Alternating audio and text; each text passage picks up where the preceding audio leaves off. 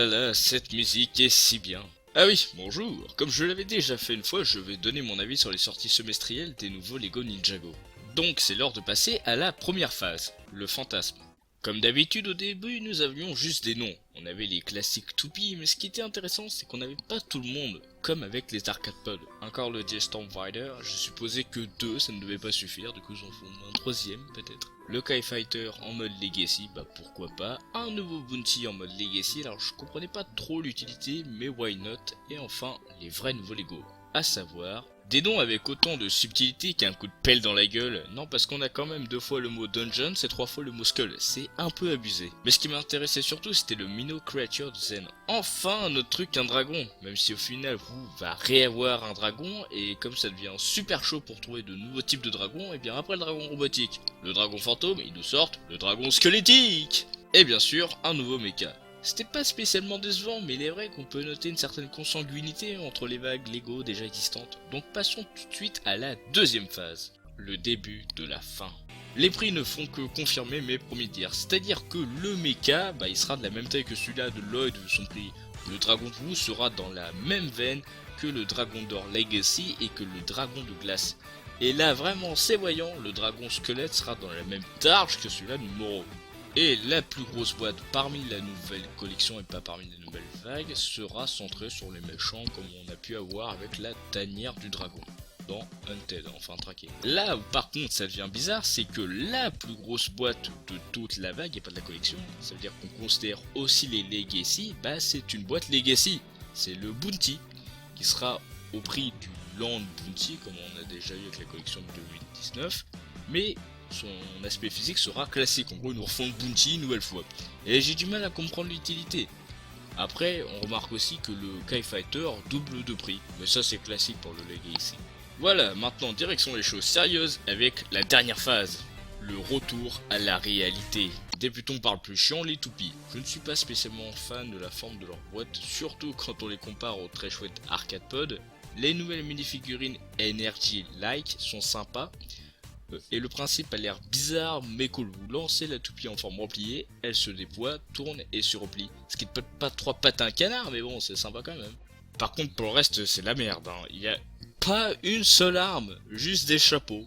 C'est nul parce qu'avant les toupies c'était connu pour donner plein d'armes, et là il y a un chapeau. Donc passons au suivant, le J-Stormfighter qui n'est qu'un set junior en réalité, et autant vous dire... On s'en bat les couilles, on s'en bat les couilles, on s'en bat les couilles. Suivant, le Kai Fighter est magnifique et je l'aime surtout car ça rentre en cohérence avec le design des autres sets Legacy qui sont plus détaillés. Que dire? Nous avons un principe similaire au premier avec les ailes qui s'écartent, la tourelle Nidroid fait autant pitié que celle des serpents dans l'Ultra Dragon.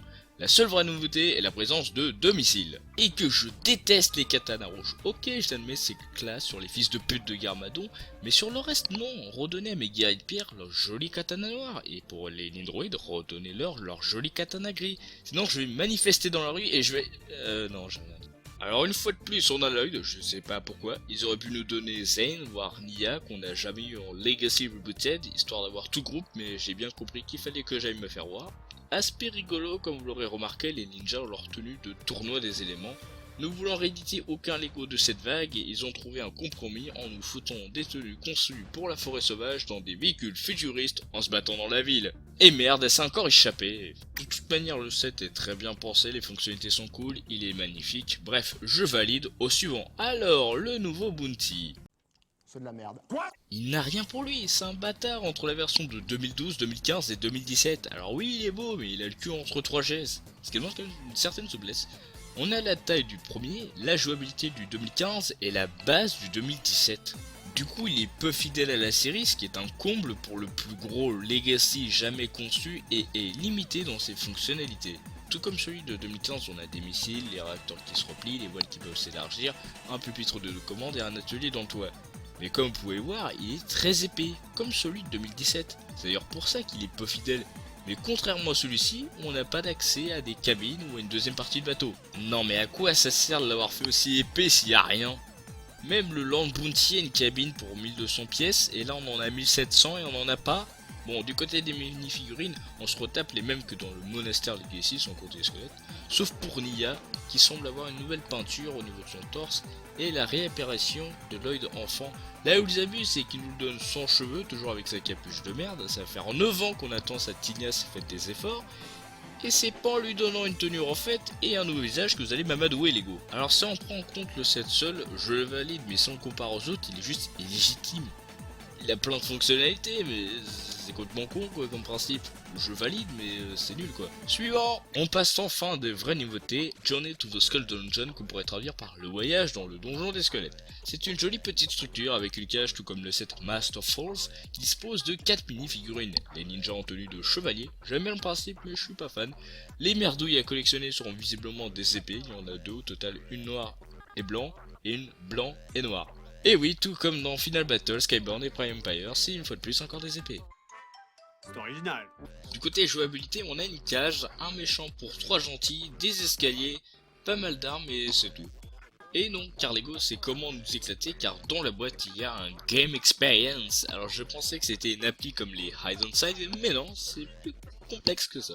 Ces Lego s'inspirant de la Dark Fantasy, ils vont reprendre le très chouette principe de jeu de rôle avec les dés, les MJ, les fiches de personnages, tout le bordel. Enfin, il n'y aura pas les fiches de personnages.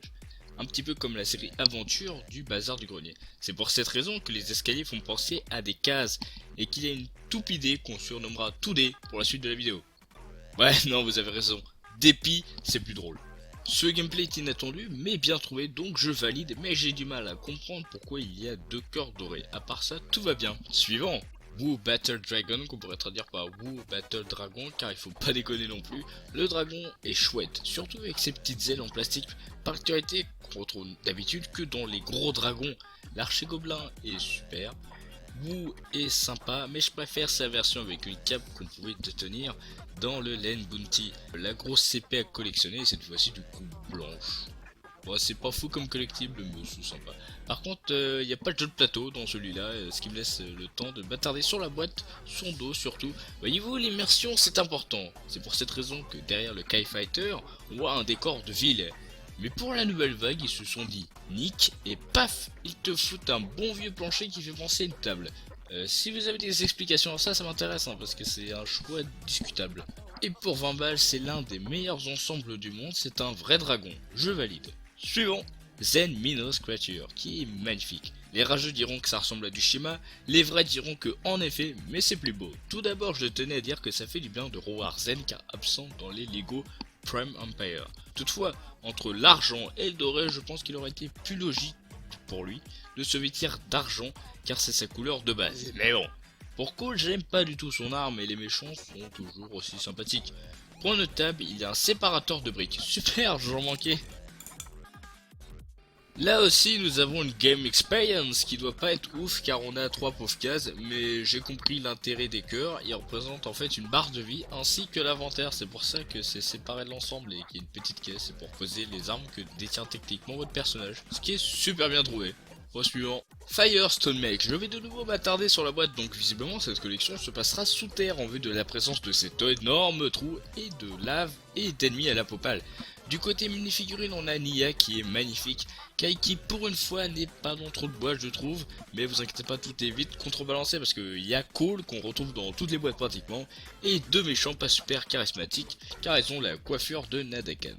Le robot est chouette mais je n'adhère pas le principe de moitié rouge et moitié pierre en mode coupé en deux, en tout cas ça me plaît pas. Il aurait été plus intéressant de le faire de manière mélangée plutôt que coupée, voilà. Et surtout que ça me rappelle beaucoup trop le Titani que j'ai interviewé pour l'occasion. Écoutons ça. Alors dites-nous, que pensez-vous de ce robot? On appelle ça du plagiat.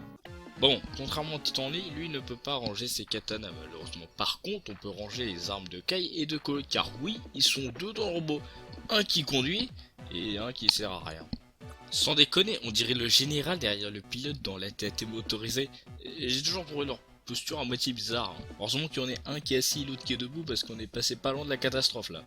Bon, Lego, tu es un petit farceur, hein. Car sur la vague d'avant, tu faisais plier les genoux à tes mechas, alors que tu ne l'avais plus fait depuis 2008 avec les Lego Exoforce. Affoles que nous sommes, avons cru un message divin de ta part. Mais avoue-le, t'as fait ça juste pour mieux nous... Bref, je valide, il est cool, mais bordel, Lego fait leur plier les genoux par la suite. Je t'en conjure par pitié. Bon, suivant. Skull Sorcerer Dragon, qui est juste... C'est le deuxième plus gros dragon, la première place étant détenue par Ultra. Le dragon a un design très travaillé, j'aime beaucoup ses ailes déchirées, ses côtes voyantes. Mais c'est vrai qu'il est assez large, je trouve. Peut-être que quand il avait encore de la peau, c'est un dragon obèse, je sais pas. Du côté magnifique, on a Nia, Jay, Kai et pas de Cole. C'est incroyable, non?